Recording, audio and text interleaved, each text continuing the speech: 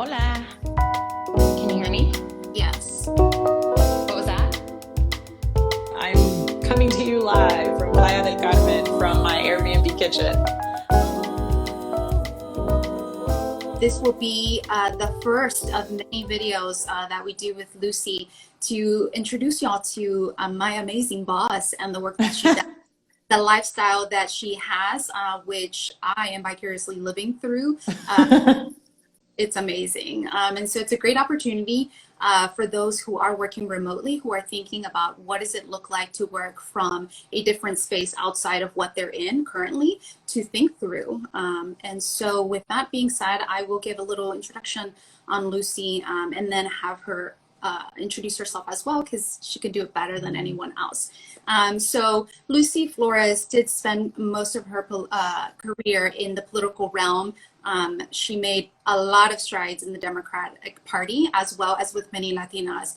I was one of those young women who was inspired by her, and I know there are thousands of them just like myself. Since then, she has gone on to launch, co-found, and lead Luz Collective, a digital media company by Latinas for Latinas, where we share our stories and have viewers like you participate in them.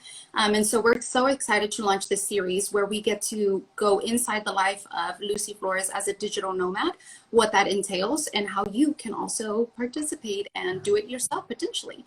So with that said, I'll turn it over to you, Lucy, to introduce yourself, tell us a little bit about yourself and why you made this move, why you moved over to Tulum and Playa del Carmen.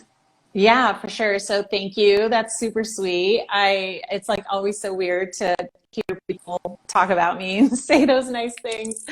So I really appreciate it. And I was going to say it was interesting when you said you get to live vicariously through what I'm doing, because in my mind I was also thinking like you have to deal with it too, because there's definitely been some challenges involved. But I'll start from the beginning. When I launched Luz almost 2 years ago, or actually a little over 2 years ago now, we were just in a different time. I think that COVID and everything that it brought with it, the good and the bad. We talk a lot about the bad, we focus on the bad, but there's also been a lot of opportunities that were created, and it made us really rethink what was even possible. And that definitely it forced me to rethink what a digital media company looked like. At that time, all of my staff was based in LA. I was living in LA. You were one of my first hires outside of the state. And it made total sense. I would have never, frankly, come across you and your talent and having you join this team and add to it all of the incredible things that you've added to this team if I had not, been considering people regardless of where they lived. Right? So that in and of itself, COVID just completely turned everything upside down. And so it just brought so many different ideas of what work can look like. And so ultimately, a lot of things happened over the course of last year. One of the major things was my father passed away. And I think anyone who's followed me at all understands, what kind of presence my dad was. And I'm like, I'm going to try ooh, I got this. But that was just like a ridiculously hard thing to go through, especially during COVID. So I packed up my stuff in LA. I made everyone full-time on my team. I had no idea how we were going to pay for it, but I knew that that's what needed to be done, and packed my stuff, headed to Vegas. And again, an opportunity because I could work from anywhere. So I knew as long as I had internet, I could still take care of Luz Collective and all the work that we were doing and focus on growing it, focus on how I was going to pay everybody. At the same time, be able to be with my dad and spend those last moments with him. So, once he passed on October 2nd, it opened up a whole nother question, like what next, where I've now discovered that I can not only run my business, not only depend on incredible people that are working for me and that are on our team, but that I could, essentially base myself anywhere. And then that got myself, my wheels thinking. I had never considered being a digital nomad. In fact, I I'd heard the term, but it was never like a thing that I would actually think about doing. And given that it was very clear that it was something I could do, I went back, I spent some time in LA. It was actually my birthday. And I was like, I went on a hike and I was overlooking the ocean. And I was just thinking, I was still dealing with the loss of my dad. And I was just thinking, I just really need to be like somewhere. And I need to like take some time to grieve and just be with myself. And then I also felt like I really wanted to be closer to my dad and feel like connected to my dad's roots. And so I thought to myself, I need to go to Mexico. But where my dad's from doesn't have a beach. So I was like, okay, Dad, we're going to have to go a little further because I need a beach. So, in my mind, I had Tulum. And literally, like a couple days later, I was on the internet, like at 2 a.m, looking at Airbnbs. I looked at flights to make sure that it wasn't going to be some crazy, enormous amount of money to fly there. And once I saw how incredibly cheap it was to fly to Mexico, I was like, oh yeah, I'm doing this. 2 a.m, like booked my Airbnb, booked my flight, and that was it. I was like, okay, I guess I'm going to Tulum. And I booked a one-way flight. It was very intentional where I was like, I don't know when I'm coming back. We were on the verge of another lockdown in LA. I could not even fathom being locked down again. Dealing with my dad's death, just, trying to run this company. I couldn't fathom doing it. And so that's how I decided, that I was going to try working from the beach in Tulum. Yeah, and that's amazing. And I think a lot of us may go through very difficult times and we almost have like this idea of like, I want to do it. I just need to get away. But you did it. So let's get into the nuts and bolts of like how you actually did it, because I think that tends to stop people from the next step, right? From taking that leap. What was it actually like at 2 a.m. to look at Airbnb and to look at the flight and book it and to just jump on that plane and go, especially during a pandemic? Yeah, well, first off, I did do research on what the COVID restrictions were, what whatever stats I could find about the area, if they were also on lockdown or not on lockdown, or like kind of what the culture was. So I definitely started going on, I just started Googling like, digital nomad Cancun or digital nomad Mexico. And then I just kind of started following all the links and reading all the stories. I watched some YouTube videos of other digital nomads. I found one where she actually did kind of a day in the life of in Tulum. So that was super helpful because she talked about dealing with COVID, what the mask restrictions were. I obviously wanted to go somewhere where it was going to be safe, but at the same time would have an opportunity to be outside and have fresh air.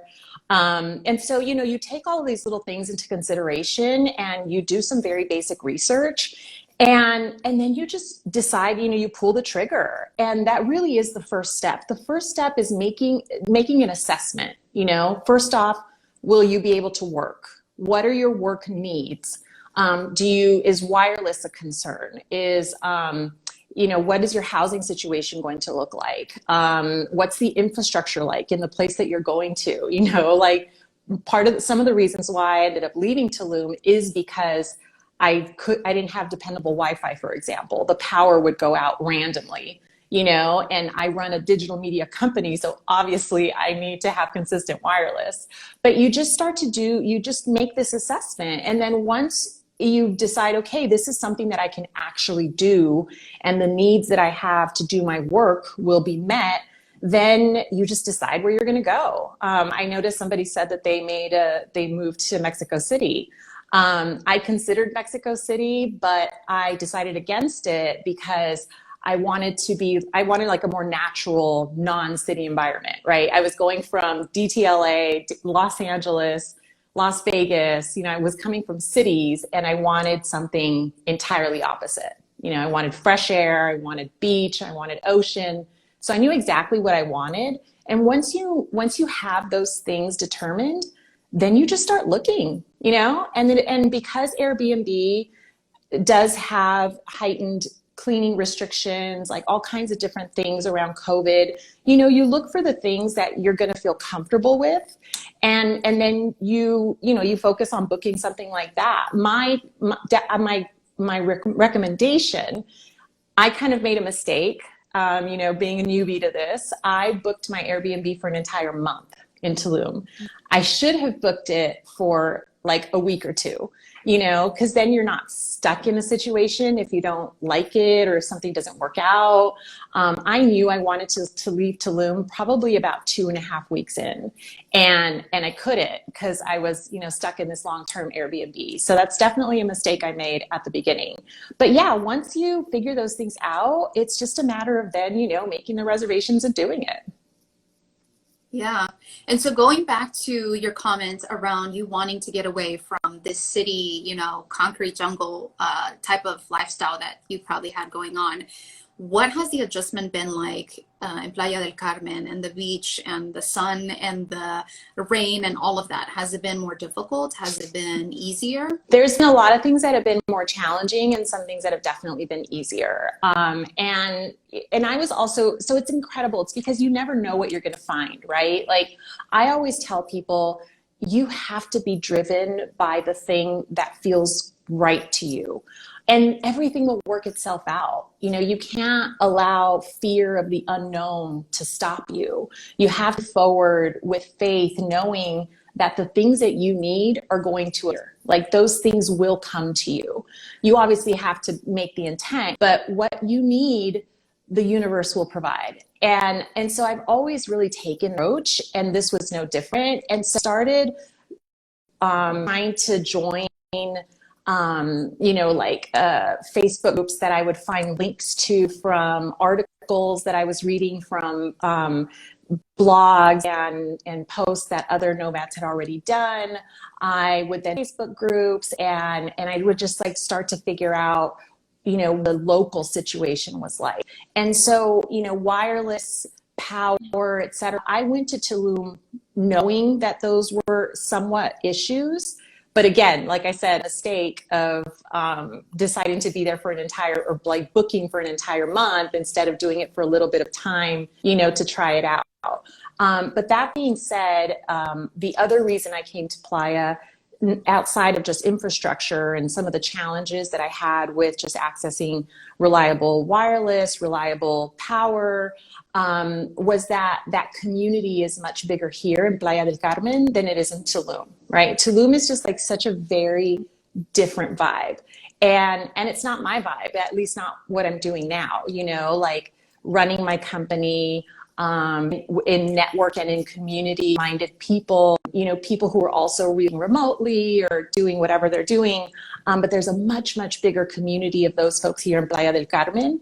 And so when you do have various issues like, you know, or tenant situation, or you know, somebody runs into problems with the police, you know, like there's definitely there's lots of other different kinds of issues. I would say like the biggest obstacle is just you know, again, like making those adjustments and figuring out how to find the information and the resources and the advice and the people that you need. But outside of that, it really is no different. It's definitely, you know, it's really interesting because you definitely do see the locals here that are taking COVID much, much more seriously than visitors do, for sure.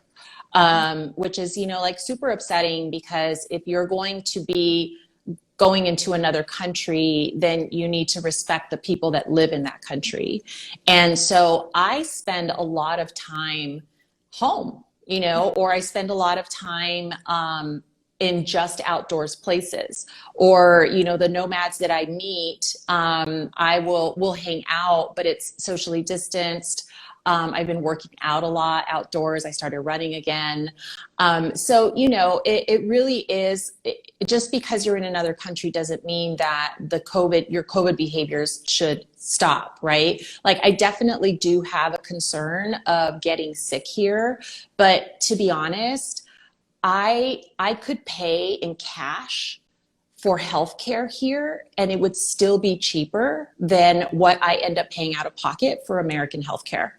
And that's just the sad reality of the American healthcare system. And I'm literally not even trying to make a political statement here, like it's just fact based, like I did the math based on how much money I pay for my health insurance premiums, what my deductible is, my co-pays, etc. I could literally pay cash for a hospital stay here, for medicine, because medicine is so crazy cheap here. And I would pay less money to be hospitalized here or to see a doctor than I would just keeping health insurance, for example, in the United States that I literally never use, right? Just because I pay the premiums every month. It's crazy. So in that respect, I'm not worried at all of being sick, getting sick here in Mexico, because I know that one, I'll be able to afford healthcare, and two, I know that it's available to me. I know how to access it. So I do exactly the same things that I used to do in the United States in terms of COVID prevention, washing your hands often. I carry sanitizing wipes with me everywhere I go. I'm always masked. And I stay away from places that don't follow the COVID rules. That's another reason why I left Tulum, because, that area, the hotel area, unfortunately, they cater too much to the folks that are there just to like party and pretend that COVID doesn't exist. And, around this time is when we're going to start to probably see an increase in local Mexican hospitalizations because of the people that came over here pretending like COVID doesn't exist and leaving it behind and affecting all of the locals. Yeah, no, I see it with my own family as well in Mexico. And so it's interesting that you mentioned, you keep your behavior from the US and Mexico, which is great. And so with that being said, what does your behavior look like in terms of staying connected and continuing to work from Mexico? What does that look like in terms of your internet, your Wi-Fi? I mean, clearly we saw it earlier. So like some kinks in the Mexico internet and Wi-Fi system. So what does that look like for you? You just have to be super intentional about finding the things that you need for yourself. If you know that dependable Wi-Fi is something that you need for your job, or you need to stay connected for other reasons, then that's what you seek, right? Like the thing about being a digital nomad is that it's always up in the air. Like I'm in a temporary Airbnb right now in Playa del Carmen until I move into a semi-permanent place, because I've decided that I'm going to stay here for at least another couple of months. And it's still open-ended, right? Like I don't know if I'm going to move somewhere else after that. Maybe I'll decide to go to Merida. I've been considering Colombia, but also because of COVID, there's various things that you really can't quite do yet, right? And so it's those same considerations. But at the end of the day, that's the beauty of this lifestyle, is that you just have to be very intentional about finding the things that you need. And then once those things are there, then you move forward, right? And you make decisions, or you don't, or you just play it out and see how it goes. And that's it, So that's what's super cool about this, is that as long as you are a flexible person and you can deal with a situation that may or may not be consistent, and you can just roll with the punches, this is the lifestyle for you. Yeah, and I think it's just become so much more acceptable to the humanity of who we are during the pandemic, right? Like the kids in the background, the dog barking. These are things that happen. Something that maybe pre-COVID we were kind of like, oh, that's a no-no. Right. That's the humanity of things. Right. Or the situation isn't perfect, like right now it's bugging me that there's like a shadow down here because of the way my system is set up. But I'm like, you know what, whatever, it is what it is. Like I'm coming to you live from Playa del Carmen, from my Airbnb kitchen, and yeah, it's just everyone's lives are just like that right now. I was on a call yesterday with someone's dog was like attacking them. And they were like, oh my gosh, no, hold on. And it was hilarious. We did the rest of the call with them and their dog, you know, sitting on their lap. So yeah, that's what I think is, again, what I like when I talk about the norms and the fact that things that we just never considered in the past, we are now able to consider. And I just think, you know, like if this is an opportunity for you, if this is something that potentially might never come up, like when are we going to have this opportunity as people, you know, to be able to just work from wherever there's internet and live your life, you know, to the extent that we can while being COVID safe, right? Like that's the important thing to always take into consideration. And then you just have to stay up on what the regulations are. You know, I know we're going to talk about more in depth, you know, other topics about the digital nomad lifestyle, but you know, very briefly, you know, you have to stay informed about your local immigration laws. You know, like I cannot be an undocumented American in Mexico, you know, like I'm not going to do that. And so I have to know when I have to go back to the United States and when to come back. I have to be very aware of travel restrictions. As of the end of January, the United States just announced that a negative COVID test will be required in order to re-enter the United States, and that applies to US citizens. So that's another thing that you have to take into account. So there's definitely a lot more, you know, that you have to take into consideration after you have made that initial decision to try the nomad lifestyle. And I will say, like, you know, in closing, I guess, because we're running out of time, is that there's also a difference between being a nomad and being just a work from abroad person, right? Like, because there's plenty of people who do that too. This is not something that they want to do long term. They just say, you know what? Why can't I go work from the beach in Playa del Carmen for a month, you know, and then go right back to the United States? Or why can't I do it for 2 months and go back? Like, it's not something that people are considering doing long term. Like, I'm definitely considering doing this long term and already thinking about, you know, what's my next move, you know, after this little period is done. But you know, that's a thing too. That's what's so beautiful about this, is that, you know, life is just so flexible right now. You know, why not take that opportunity to enrich yourself with all of these amazing potential opportunities that are out there for people to avail themselves of. Yeah, I completely agree. And with that said, I mean, it's clear that you are going to continue to learn lessons every day. And so for you, the viewer, we hope you will continue to join us on this journey with Lucy as we continue to do a deep dive of what her life is like as a digital nomad. We'll be doing a follow-up series on the 24th around what, you know, what the ins and outs are of her life and what that looks like. So stay tuned. And Lucy, any closing thoughts on what people should consider, you know, as they are wondering if they should make the move or not? And yeah. I think the biggest thing to consider is, will it work for you? And if the answer is yes, then take the plunge. You know, like, just don't let the fear of the unknown stop you. Just lean into it. You will figure it out. There's so many places that you can go to for information, for resources, and you know, and just don't, once you make that determination, just do it. Just do it. You will not regret it. Yeah. So good way to end this and wrap this up. Take the leap and go. That's right. So, thanks, Lucy. No, thank you. I'll talk to you soon.